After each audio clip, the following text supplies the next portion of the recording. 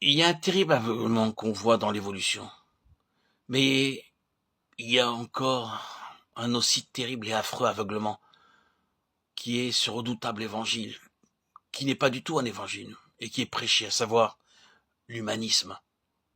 Il est dans le pouvoir de l'homme de devenir comme Dieu. Les racines et les graines de la perfection sont profondément dans l'être humain, si seulement il creuse assez profond pour les trouver. Il n'y a aucun besoin d'intervention de l'extérieur. Ce n'est pas nécessaire que Dieu intervienne, que Christ vienne dans ce monde. L'homme a en soi la capacité de s'élever, de s'améliorer au fond de son être. Il est une créature merveilleuse. Quel aveuglement! Tristesse, désolation et échec s'ensuivent. Et vous dites, chose étonnante à la lumière des événements actuels et des conditions présentes du monde, chose étonnante qu'aucun homme ne peut croire.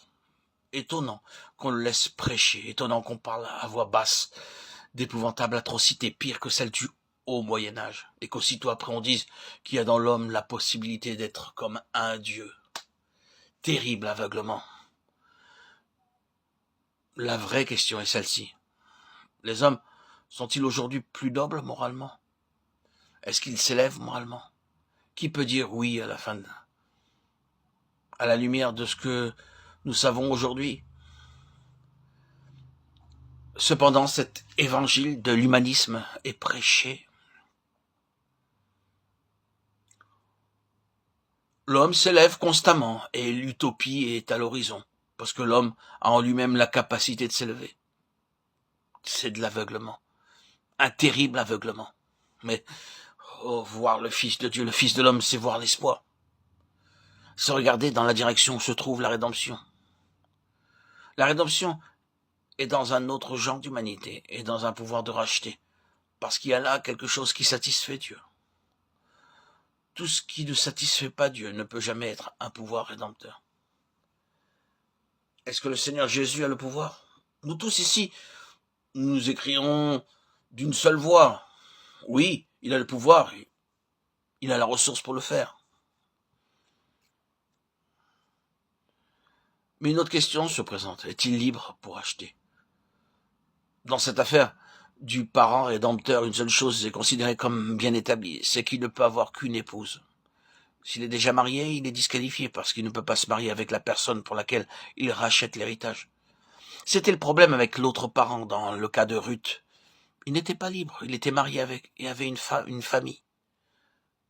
Mais Boaz était célibataire, il était libre, et il pouvait prendre Ruth pour épouse. La voie était parfaitement libre.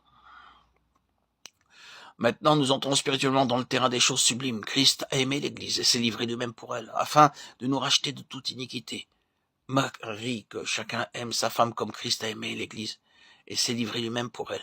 Éphésiens 5, 25, Tite 2, 14.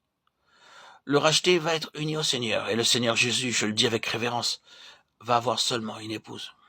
Il n'y aura qu'une noce de l'agneau. L'Église est son unique épouse. Ces rachetés sont les seuls qui vont être amenés dans une telle relation avec lui. Et la voie est libre. Il se tient parfaitement libre pour racheter et accepter les conséquences du rachat. Même de se marier avec celle pour qui l'héritage est racheté. La rédemption ne nous place-t-elle pas dans une position très sacrée avec le Seigneur Jésus?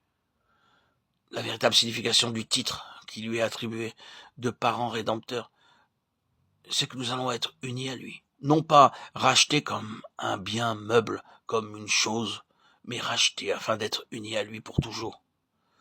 Dans le plus saint de tous les liens, mariés avec le Seigneur.